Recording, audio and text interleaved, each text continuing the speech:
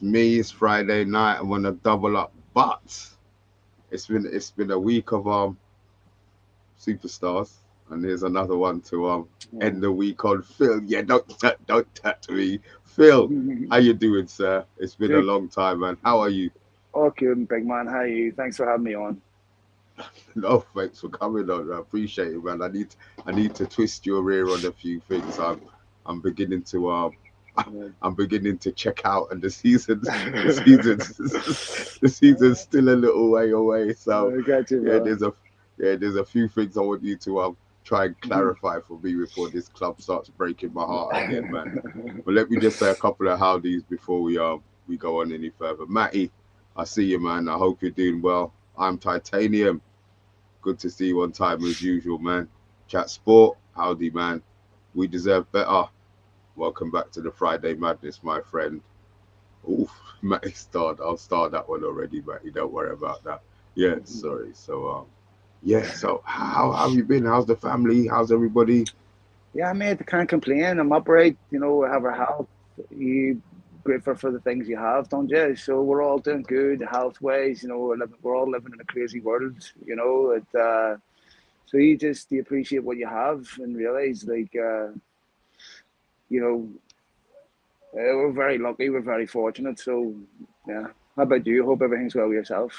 Yeah, everything's blessed, man. I was sick a little while ago, but I'm much better You all now. right? So yeah, I'm ready to rock and roll, man. I'm ready What to happened, rock and man? roll. You get sick? Oh, Were you all just right? yeah. It was a bit of a crazy one. You take a blood test. You feel obviously, your wives always know more than you Of do. She course. said I was a bit under the weather for a little while. Went and took a blood test, and I ended up in hospital for a about 6, 7, 8 days or whatever it was. But yeah, Oh, that's fully not back. insignificant. That's not insignificant. That's a big deal. Take care of yourself, big man. You have to. We're the oldest we've ever been in our lives today. We just can't deal with things the way we used to deal with when we were kids. When I was a kid, I remember getting hit by a car at 21 and walking it off. Now, if I sneeze wrong, I'm half paralyzed. Pull the muscle, I'm feeling it for weeks. So it's like, you get up wrong and you've torn a muscle, and Jesus Christ, we know this, right? We know this. This is what comes in life. So yeah, it's a daily eye opener. Oh right. Oh, just to clarify something. That's not a backdrop. That's real. I am titanium. That is real, my Yes, friend. that is on my balcony right now as we speak because my kids are downstairs. So this is where I get peace and quiet. And it's whatever works for you, man. Whatever works. All right. Just want to bend your ear on a couple of things. Obviously, look, we were. Actually, look, we all wanted a full sell. Well, the majority of people wanted a full Yeah. sell. Some were quite happy with Ineos coming in. They've been with us for 18 months. Mm. Your opinion, and maybe from what you know, do you think anything's really improved in that 18 months? I think there's a few things that have improved that are not that obvious, but the things that they really needed to improve upon, arguably have got worse. Not arguably have got worse, and they're concerning because ultimately these are the areas where badly needed sport and expertise. And I mean, I'm sorry, but on your first full season, we've had a situation where we've had revolving layoffs, which are terrible for morale. We've had ticket prices increases. We've had, you know, situations where the managers had to pay for tickets to the cup final. We've had the situation on the field where we've the worst Premier League season in history. And now I'm questioning, Ruben Amorim. Okay, fine if you want to bring him in November and say, look, we're going to postpone most of the heavy recruitment until the summer. We'll bring in one player here, maybe in January. We got two, we got eight in heaven, of course, they got Dorgu. But we'll postpone, the vast majority of it to the summer. Well, we're mid July and we've one player. When is this? When do they plan on recruiting the players they promised Ruben and Marine to do this job? Like when do these players come in? And I have to say, it's been disappointing. Yeah, I'm glad I'm not the only one. Um, I'll be honest. He did when he came in. I suppose it's the expectancy in it. You kind of live in a kind of blind faith kind of thing. Me personally, I just wanted them out. They didn't. You Yeah, did hope that maybe you did hope that him coming in, there would have been. He just seems to me to be the face of the abuse now. It's still the same headache or the same dealings going on, maybe, but he just seems to be the one taking the brunt of the abuse. I mean, he came on and he said he was surprised after him injecting how much million into the club, how much abuse he's got. He said, the money's gone already, but yeah. This is the naive from problem him. with them. This is the problem with these billionaires. For the majority of their lives, they've been surrounded by sycophants who tell them how amazing they are. And they're very rarely in a scenario like owning a football club where the general public are going to pass opinion on them and their work, and then they don't like it when that happens because they've never had this before. And of course, in their own hubris, they think, I'm going to come in and fix this and fix this and fix this, and I'll make everything right. And these people have no experience running a football club. Manchester United says it's not a petrochemicals company. And like, here's the thing: take a look at Donald Trump and Elon Musk. When you have two billionaires trying to fight for power, it doesn't work. Inevitably, it leads to an ego clash because they never share power anywhere. So this idea that there can be a cohesive sharing of power with the Glazers, marrying two completely different ideologies and to do this success is total fun. I mean, I had this concern from the beginning. How do you marry two ideologies that oppose each other?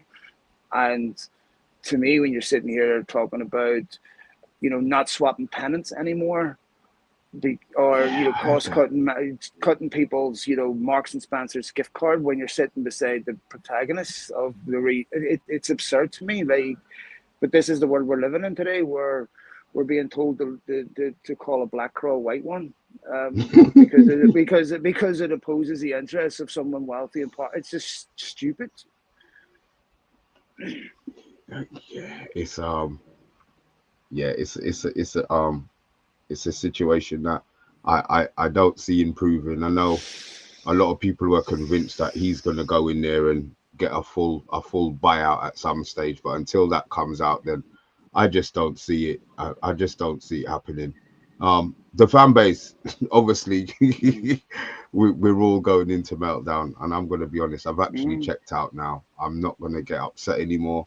My life motto has always been, that don't worry about what you can't control, and I always seem to get upset when United are linked to players. I said I'm not going to get sucked into the transfer window, but mm, like everything else, that's what we do.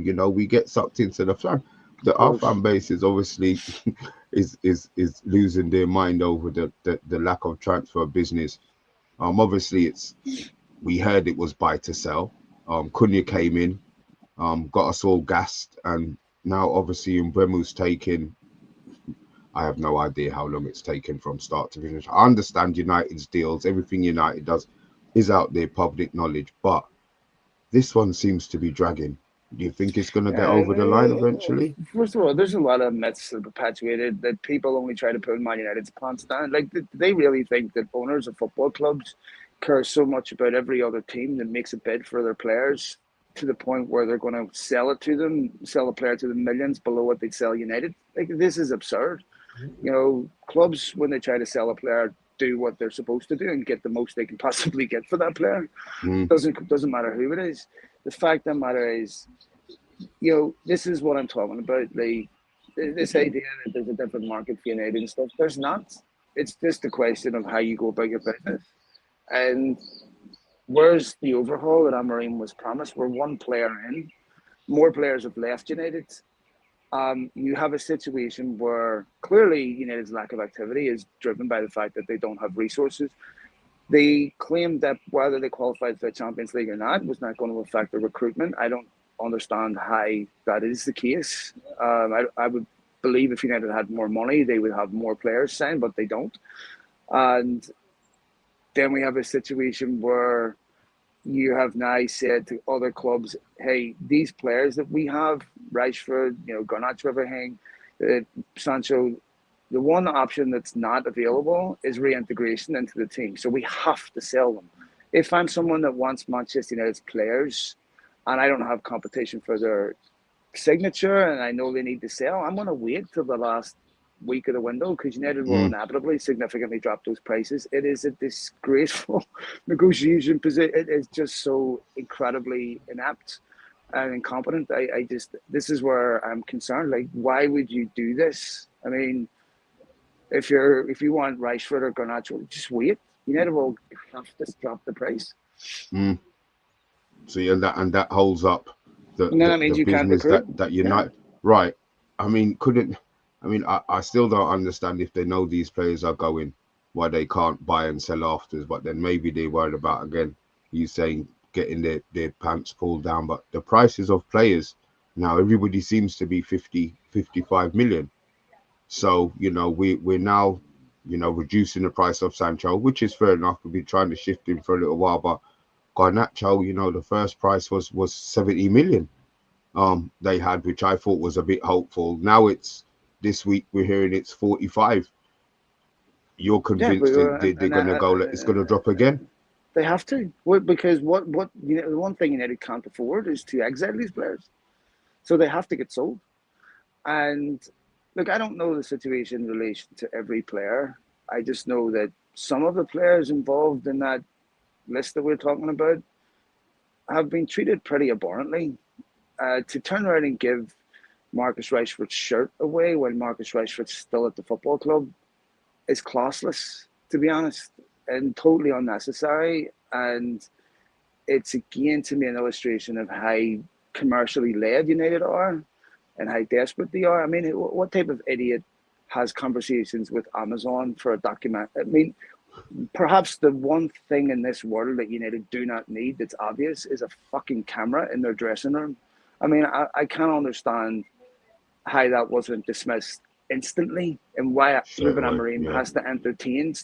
I know, let's put a camera in the dressing room. Like, uh, it's almost incompetence to a level that makes me wonder if it's deliberate.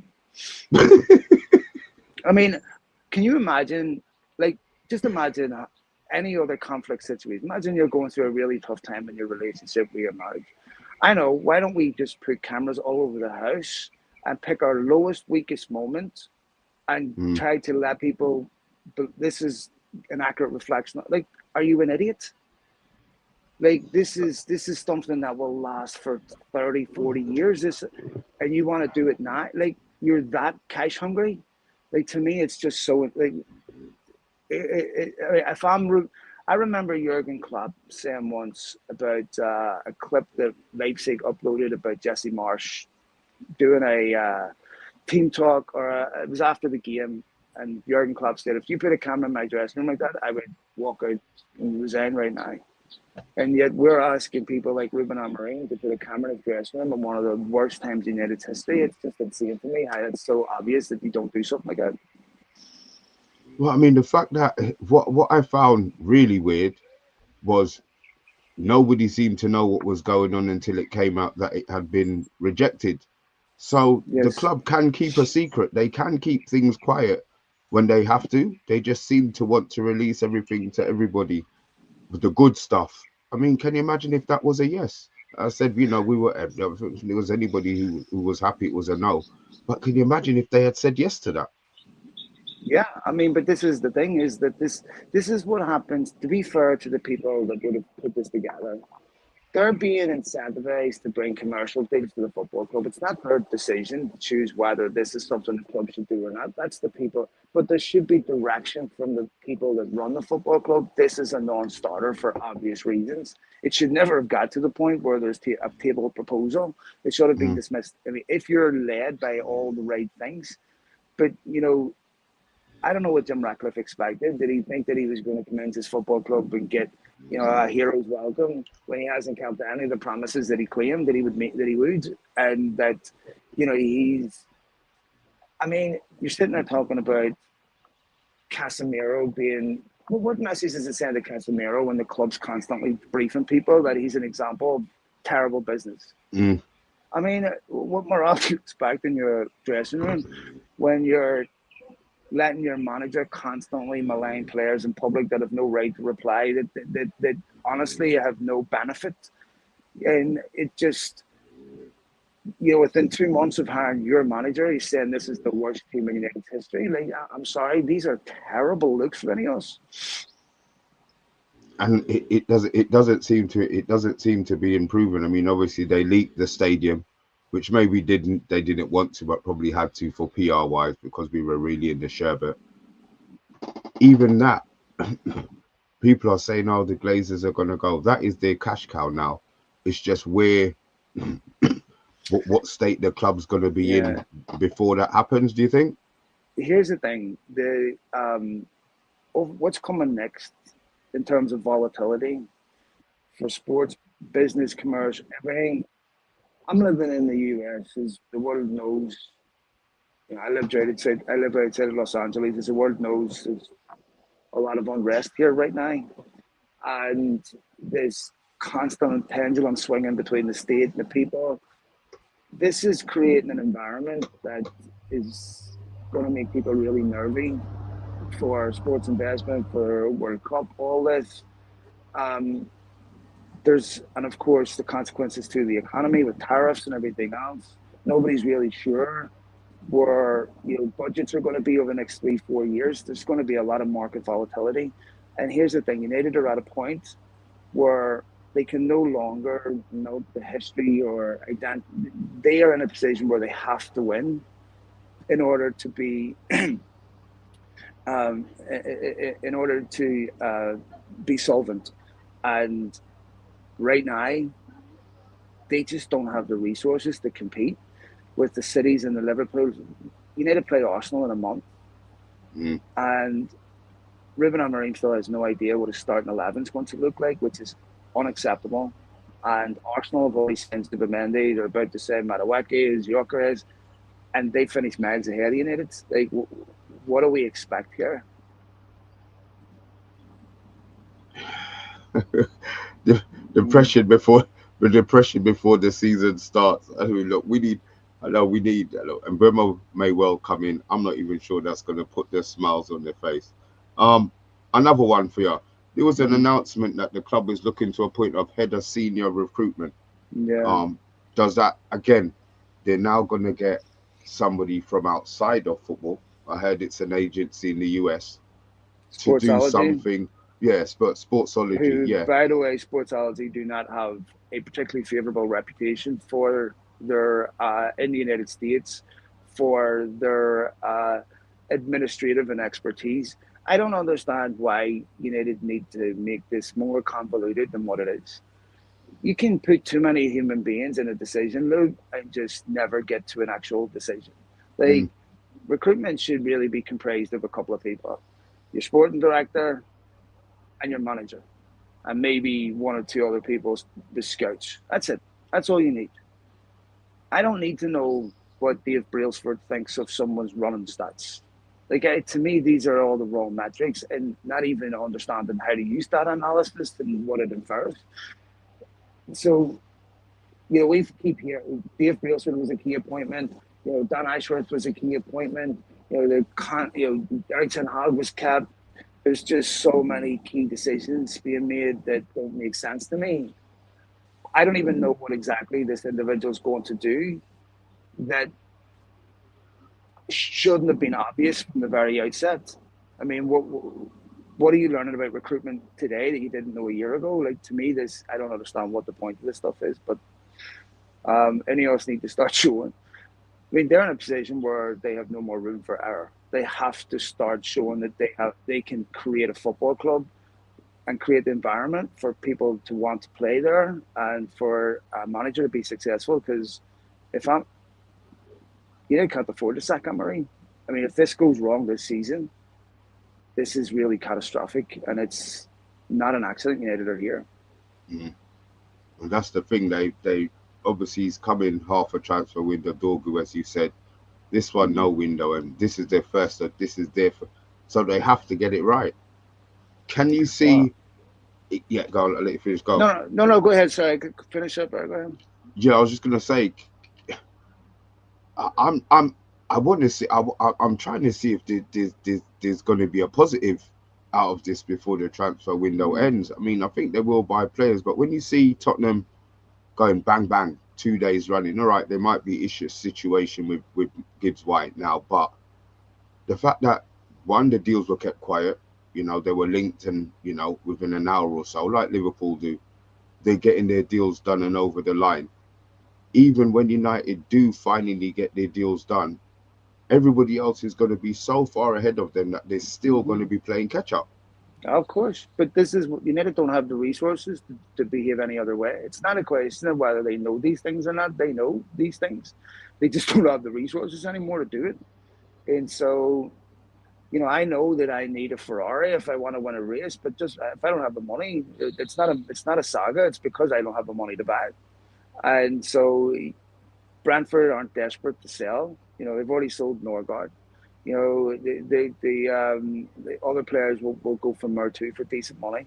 United, they don't need to sell Embuemo for cheap or for a cut knockdown price. I think the deal will get done, but then what? I mean, United are still, to me at least, two or three other players at a bare minimum that they need to Mm, be seriously competitive, and I don't see anything happening after. I mean, even if you get Embuemo, you still need a nine, right? So who's that going to be? You still need another midfielder. They're already short. You know, they're lucky if they get away with not signing another centre back and hope that no one else gets injured. injured, yeah. Like because they already lost Lindelof, Johnny Evans is retired and stuff, and Ericsson's gone. And to me, it's like squad numbers. We had a situation last season where United had a bench where we had one player on that bench who'd actually played any Premier League minutes at all. And I understand they've a lot fewer games this season, but that squad badly needs quality added to it. And if you need to go and start the season with Cunha and maybe Embuemo saying late, Amorim doesn't have the luxury of being able to afford a bad start. And United's start is hard, really hard. Yeah. That is going to make his job impossible. He should be given every chance of being successful in those fixtures. That's why you hired him, back him. And right now, United are putting them at a disadvantage when they're already at a massive disadvantage. Well, look, obviously the Murtaugh's come and gone, the ghost of Christmas past. Two of the deals, obviously, that they signed off, Sancho and Rashford, are still dragging on. Um, Obviously, there's a lot of negative towards any player that decides that they want to leave the club. Um, I don't blame any man for not taking a pay reduction. Do you think the club will pay them off more, Sancho, or do you think they will pay them another loan to get them out? I mean, you were talking about them taking Yeah, away Rashford's number. I The disrespect level I get, but also the pushing out part of it I get. I don't know where I stand. Some days, I mean, I love Rashford to nah, death. there's I no still there's no excuse for treating someone that way. I'm sorry, okay, like, okay, because to me, what that tells someone is that's how you're going to treat the next person. If you're led by principles and values, you don't do that. I'm a representative, if someone wants to hire me, the first question I ask is, what happened to your previous representative? Because that's what's going to happen to me. And so there's also a lot of things that context on the Marcus Rashford story that have never been told. Inevitably, with any conflict situation, no two parties are perfect. But there's a lot of stuff that's been said that is completely untrue. yeah, bullshit, yeah. uh, yeah, Marcus never asked to leave United. That didn't happen, and I he kind found. of have an opinion on that. I'm just not sure I'm allowed to say. Um, I'll say it. I think a lot of it has to do with money. I think as soon as they came in and they saw that, do you think it's a coincidence that Casemiro, one of the highest earners, Rashford, one of the highest earners, Of course, Sancho, one of the highest earners? I think of they course. had it in their head, Casa. I think they had it in their head that they wanted to get these players out by hook or by crook. They wanted these 100%. players out of their club, and then it's That kind of snowballed from that. look, Is the that only wrong reason for why me they to think that? no, that's I mean, I can't say for sure, but that's my line of thought. I mean, Marcus Rashford was kept because United had the club up for sale and they didn't want to lose 100 million plus asset, but they never thought about, okay, what are we going to plan here for your future? You know, this is how we're going to build a team. We're going to do this, do this, do this. In fact, they signed him to a new contract. He took a pay cut to sign that contract from what he was being offered by other clubs. Remember, this was a season he scored 30 goals. And they signed Rasmus Højlund, completely changed his role in the team, dropped him deeper, of course, and completely changed what they're asking him to do. They didn't tell him this. And then they start letting it be known that they'd like him to be sold because they have the contract, they have the wages down, they have the asset, now they'd like to sell. This is a horrible way to treat a human being. There's so much more to this that I can't say. But people have a very wrong impression. And it's not just Marcus Rashford, it's other players. So to me, Ineos have to you define yourself by your values and principles. How other people behave is up to them, but Mm. you don't turn around and complain about someone's behavior if you're matching it, or if you're amplifying it, or if you're provoking it. Both parties take responsibility, but um, would you what kind of relationship would you have with your employer if your employer was deliberately working with an outlet who spent years and years and years maligning you, abusing you, accusing you of things that are completely untrue, destroying your character, your personality, and you find out your employer is working with that? I would bother me, and be honest. Mm. I get it. I get it. And the thing is, you only ever hear maybe the club side of it, unless the players Of write a course. book in 25 years. Mm-hmm. Obviously Martial and Mourinho. Martial spoke about it 3 years after he left the club. We were all Yeah. wondering at the time what the hell's going on. So Mm-hmm. we're probably never gonna know. Football is fickle. Football supporters are fickle, but morals and maybe principles, the words that you use are something that maybe they do need to I know um those people adhere to. personally. Mm, Those people are okay, exceptional human beings. okay. See, and that makes it a little bit deeper. The Now, fact that you do. I'm gonna give you a bit of a background story that almost nobody knows. There was a time earlier in the year I was struggling mentally. Um, Marcus Rashford's brother got on an airplane and flew 5,000 miles to come see me, to spend a week with me, to make sure I was okay and make sure it was nothing I needed. I had people who wouldn't come in 5 minutes to see me. That man got on an airplane 5,000 miles. Come, bear in mind, he's Marcus's agent and they have a young family. And that guy came to make sure I was okay. That guy calls me 3, 4, 5 times a week. You all right, mate? How you doing? Think about the fact that the agent of one of the biggest footballers in the world, brother, flies the other side of the world to make sure I'm okay mentally. Mm, Right? They don't know me yet, but he cares. And that's indicative of the whole family and the stuff they've done for my kids, and stuff they've done for me, and the personal conversations about life, everything. These people, okay, are thoroughly decent human beings who I care about deeply, and I know things that I'm not going to mm, sit mm, mm. here and have people say things about them that are untrue. That um, they're still massive United fans, and I just find the whole situation tragic.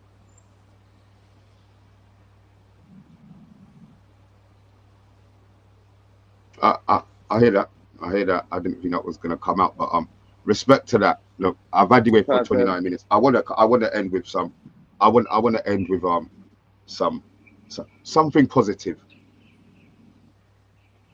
I just can't think of anything. no, man, no, I no. just can't Some think of the of. positives are, look, United are signing really good young players. They're investing in their academy. Now you're start. I mean, when you talk about what are the positives that Ineos have brought, I don't think you'd see a Cheetah Obi if it wasn't for Ineos. I don't think you'd see an Aiden Heaven if it wasn't for Ineos. JJ Gabriel signed a new deal. They've kept him. Yeah, They've, yeah. you can see that they're heavily focused on positive work at that level that will pay dividends. It has a pathway to the first team. There's other young players around the country now, a couple kids now here, Fulham and stuff, that want to come to United. So kids from Southampton, kids from City. This is really, really important. There's a positive there. And, I still think United are better off for having Ineos than not, because the alternative would be worse. We all like to see 100% full seal, but I still don't think next season will be worse than this season. I do think United will improve, but it's it's going to be painful for a while. We're at when Liverpool signed Ricky Lambert stage. United are at that stage right now.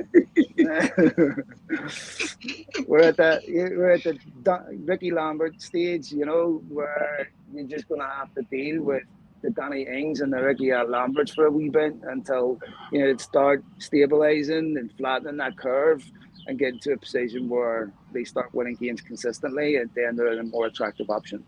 But it's not going to happen quickly. It's going to take time. You're saying consistently right now we would take 2 wins in a row in it. I mean, I don't think Yeah, we had that last season. There's yeah, a guy on exactly. TikTok who said he wasn't going to cut his hair, for until United won 5 in a row. And he's, God bless him, he's a white guy and his hair is out here now. So he's stressing as well. So look, shit happens. Look, maybe, just maybe, something will fall into place and they Let's hope will, so, man. yeah, they will get something right. But It'll be Will, better. United will be better next season. Don't worry. But you could, what's that, playing style, motivation wise? What you? I think everything will improve. I think United will score more goals next season. I think that I don't think it'll be a great season. I don't think they're going to be a threat to the top four or anything. I think that they'll be better. They'll be, to me, they'll score more goals. They'll be a much more identifiable playing style. I think some of the problems that are holding United back will continue to get addressed. And if Amorim can have a decent season next season where, if he finishes around sixth, I think that'd be a really healthy return. I think people need to be realistic with them and to be fair with them. I think that United need to improve immensely in how they conduct themselves, because that doesn't cost anything. But I think they'll move in the right direction. I think next season will be much better than this season. But it's I have serious concerns. I mean, I have no reason to believe that will be true, but I'm optimistic that it will be. But I still have concerns about Ineos. It's our blind faith. That's what they do to us, and that's what we've earned. We're not going to change we change our wives, we change our jobs, but we very rarely change our change our football teams. Yes, man. But as I One thing's for sure: none of us can ever be called a glory hunter anymore. It's crazy. I feel sorry for my son, man. He didn't have a choice. I had a choice of who I could support, and I chose Man United.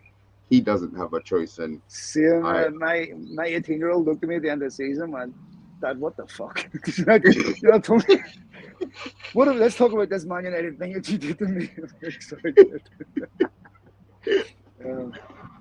Look, it is what it is, man. But Phil, honestly, listen, thank you so much for clearing up my mind, putting a smile on my face, and hopefully giving an insight to the viewers into I'll be happy to come back anytime, mate. Thanks very much, Mr. P. Have a great weekend, brother. And thanks for having me on. All right, mate. Cheers. Thank you, man. Guys in the chat, appreciated. See that? That's what we do, man. He popped in and he showed the love and popped out. Only 7 of them, but look, keep hitting them. I'm gonna be back pretty soon in under 40 minutes. We've got the Premier League mix zone where we will be talking all things Premier League. Guys, if you do want to jump in, it's gonna be me plus Tony as usual. And I said I'll put the link in the chat. If any of you lot want to jump on, you don't even need your camera. Jump on. It's no headache. So if you are interested in that, let me know, and I'll put it in the chat and we'll work out. I'm not sure how the fandangos work, but we'll deal with it. But obviously, Phil, again, really appreciate it, guys. I hope you enjoyed that brief one. I will be back in 40. Thanks for watching.